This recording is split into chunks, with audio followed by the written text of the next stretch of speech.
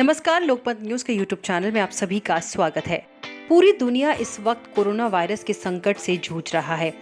PM Modi ने भारत में 21 दिन का लॉकडाउन करने का आदेश दिया है। इस खतरनाक कोरोना वायरस से अब तक देश में 11 जान जा चुकी है। इसी बीच बॉलीवुड की देसी गर्ल प्रियंका चोपड़ा ने कोरोना वायरस को लेकर लोगों के मिथ्स तोड़ने की कोशिश की है। एक्ट्रेस प्रियंका चोपड़ा ने अपने पति निक जोनस के साथ WHO के डॉक्टर्स के साथ इंस्टाग्राम लाइव पर एक डिस्कशन किया था। इस दौरान उन्होंने फैंस द्वारा पूछे गए कई सवालों को डॉक्टर के सामने रखा और डॉक्टर्स ने भी लोगों के क्वेरीज का जवाब दिया था। प्रियंका चोपड़ा के इस 45 मिनट के सेशन में 45,000 फैंस ने हिस्सा लिया। इस दौरान प्रियंका चोपड़ा ने WHO के डॉक्टर्स डॉक्टर टेड्रोस और डॉक्टर मारिया वैन खरकोफ से पूछा कि क्या वायरस हवा के जरिए फैलता है। इस पर डॉक्टर्स ने कहा, नहीं, ये वायरस हवा से नहीं फैलता, बल्कि अगर खांसते या छींकते वक्त आपके मुंह या नाक से जो पानी के छींटे निकलते हैं उससे वायरस फैलता है। कोविड-19 खाने से भी नहीं फैलता। अगर आप अपने हाथों को साबुन से अच्छी तरह से धोते हैं, उसके बाद आप उस जगहों को भी छूते हैं जहां पर वायरस की बूंदें पड़ी हो, तो ये कम प्रभाव डालेगा। WHO के डॉक्टर ने ये भी बताया कि केवल नाक बहना कोरोना वायरस का लक्षण नहीं है, बल्कि चाइना में 90% लोगों में देखा गया कि जिसको भी यह वायरस हुआ है उसे जुकाम के साथ साथ तेज बुखार और सूखी खांसी भी थी। प्रियंका चोपड़ा का लाइव सेशन बहुत ही यूजफुल रहा। I'd asked a lot of people to send in questions, and I would love to address a few of them. The first one is from my husband, who's here. I would love to introduce both of you to him. This way. This is Nick. That's Dr. Tedros and Hello. Dr. Maria. Hello. How are you? Hi, Nick. Sorry How to are interrupt your live stream here. Yes.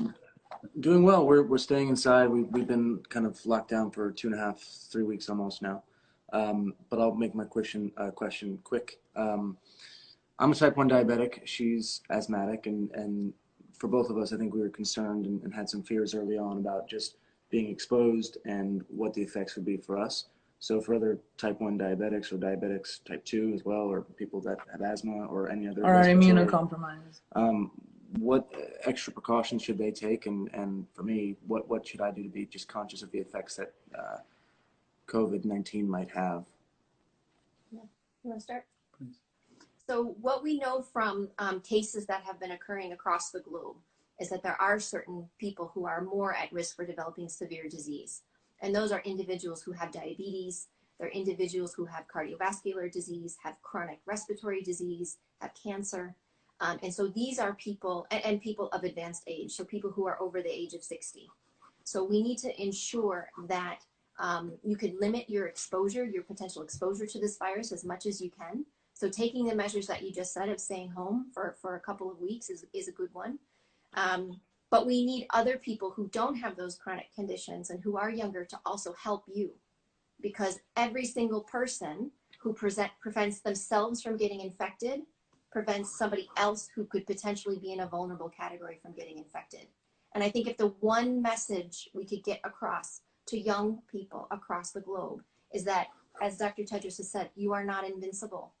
And we have seen that there are people with underlying conditions who are more at risk for severe disease and for dying, but we also see young people too, admitted to ICU. So it isn't just for the old people, it isn't just a disease that will kill people who have underlying conditions. Everybody is at risk. It's a new disease. So you taking extra precautions to prevent yourself from being exposed is good. And if you are out, make sure you do the same. You do the five, which is this campaign that we just launched with FIFA. You wash your hands. Hands is the first one. Okay. 20 seconds, wash your hands, take the time to do it. The elbow. Sneeze or cough into the elbow. Don't touch your face. Everyone touches their face. Don't And touch then your the distance. The distance. Physical And the distance. feeling. Check how you're feeling. That's right. If you have problems, temperature, fever, and so on, then Stay home. stay home. Stay home. And really, 5. That's right. Those are the 5 things you need to do. If you have any trouble breathing, if you get sick very, very quickly, call your doctor immediately and go seek healthcare. But always make that phone call first so that they can expect you coming in. Great. Got it. Thank you so much Yeah, Nick, thank for you. the question. Thank you. Thanks, Thank babe. you. Very nice to see you. I have a few more. There's a question from Amelia Surtes. Can you catch the virus from the air? Is it airborne? The virus is not airborne. Okay. So the virus is spread by what we call droplet, which is basically little particles of liquid that come out of your nose and your mouth when you talk or sneeze or cough, which is why you have to do this. And you have to, those particles need to reach somebody's eyes, nose, and mouth.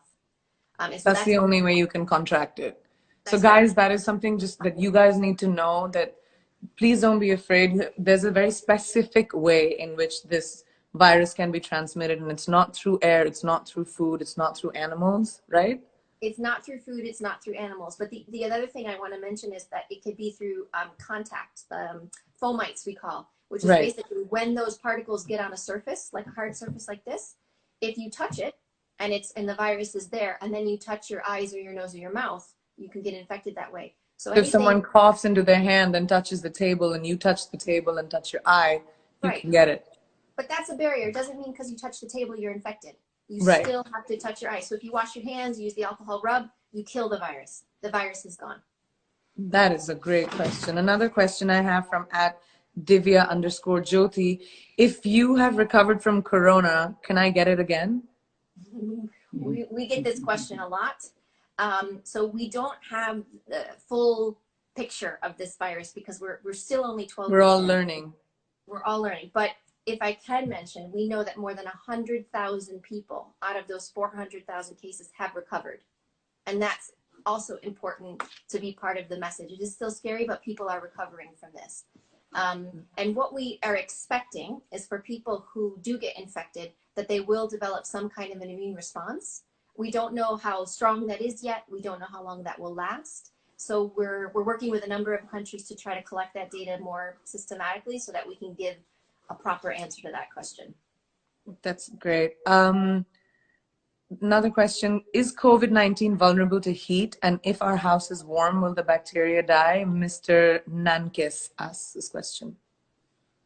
So first of all, thanks for that question, because we do get lots of questions around temperature and what that actually means. This is a virus, so it's not a bacteria. So it's a different kind of pathogen.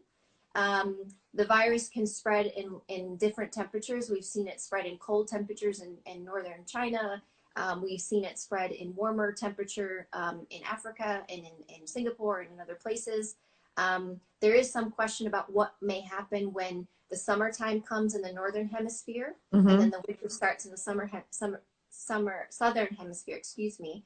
And it's not necessarily a change in how the virus behaves, but we behave differently in the warmer weather.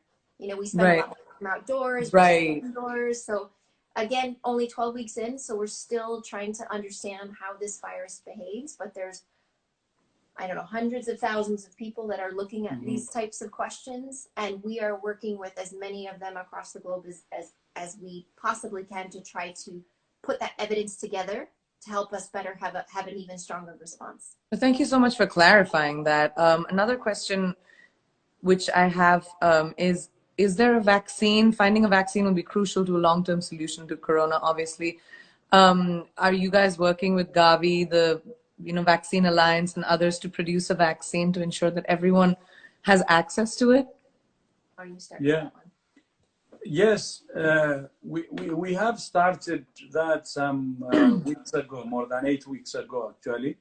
We have convened a meeting of more than 400 scientists, and there are some vaccine candidates now, and we're working on those through those scientists throughout the world.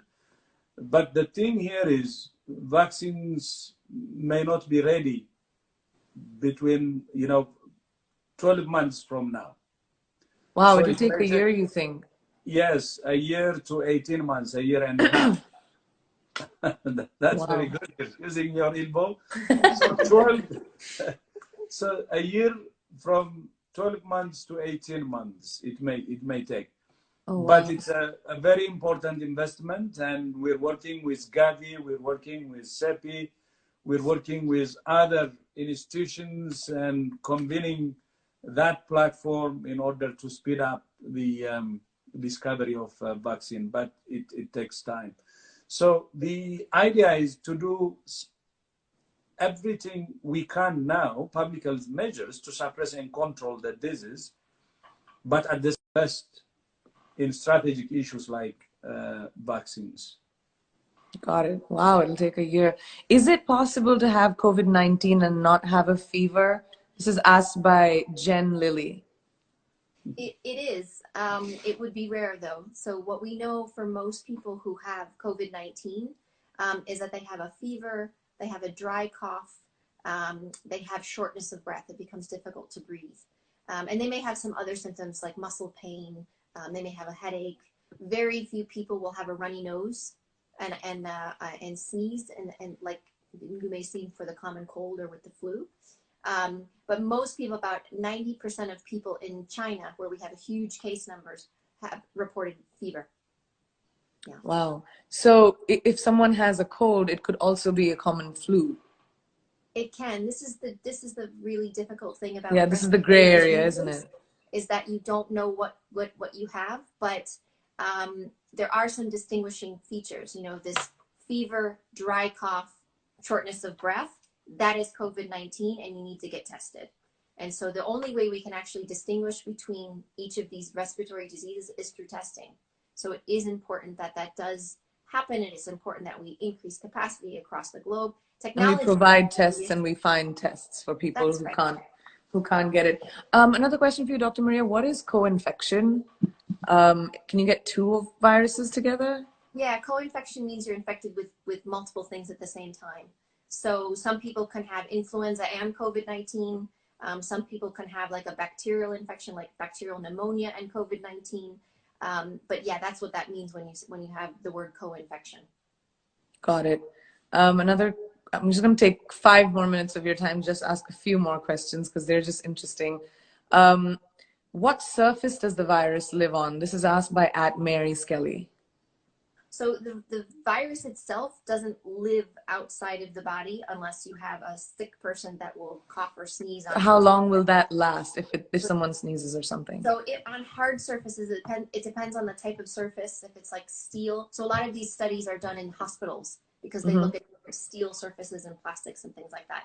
So there's some early studies on this virus, on the COVID-19 virus, that suggest that the virus can last for hours on hard surfaces. Wow. So that's why it's important that no matter what you touch, you wash your hands and then you clean surfaces. You know, that you're using your common disinfectants in your house. You clean doorknobs, you clean tables, and that will kill the virus. And hand washing is more efficient than just sanitizing your hands. So whatever you have access to. So some people have access to soap and water and some people don't. And so if you have access to an alcohol-based rub, make sure you do that. And there's a proper way to do this for 20 seconds or 40 seconds. I should know this.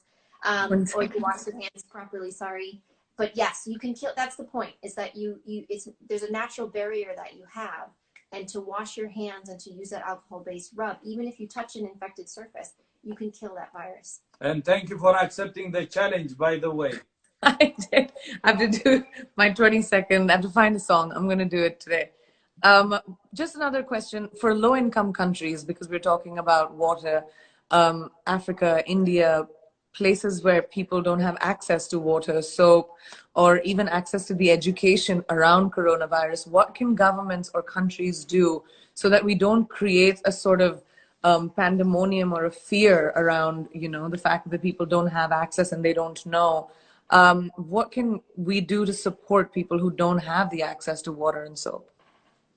This is a good question. I'll start. So we have seen really innovative ways in which people have been finding these access to hand washing stations. Where you've seen, I don't know if you've seen pictures of during Ebola outbreaks. Yes. Where you've seen jugs and you've seen chlorine with water and different things. And you know, the human spirit and human ingenuity is really creative. And we've seen through this pandemic, we've seen through other outbreaks before, that people find solutions. And we and you and others, everybody needs to do whatever they can to try to help make those solutions possible. There isn't a one size fits all. There's no one answer here. But we have to do every single thing that we can. And we're seeing some innovative ways where people are getting access to these kinds of jugs and water basins to be able to wash their hands. That's great. One more question. How do we deal with... Can I ask you a question? Yes, of course. I'm sorry if you don't mind. So my question is, I mean, we've never had this kind of interaction before, but my question is for you in terms of, you know, you have a huge following. I don't know how many millions of people are watching you. You're a role model. And what do you think it is that you could do and your industry can do to help support this pandemic? Because we need everyone we can to help us with this, especially to reach young people. I think one of the very important things, Dr. Maria, which is something that I'm trying to do, is make people understand that we're all in the same boat and actually reiterate the 5 things that you said, that this is some sort of weird leveler where it doesn't matter who you are, where you come from, it's going to affect each one of us, and each one needs to be responsible and socially responsible for the other, as countries, as individuals, as people. And I think public people like me, like I'm trying to do that by giving access to my fan base to you guys, and they would not have that access. So that's my way of contributing, and constantly talking about not to have a sense of panic, to be able to make sure that we think about others before we think about ourselves. Stay home because that's very important. देश विदेश की तमाम बड़ी खबरों के लिए लोकमत news के YouTube channel को सब्सक्राइब करना बिल्कुल ना भूलें।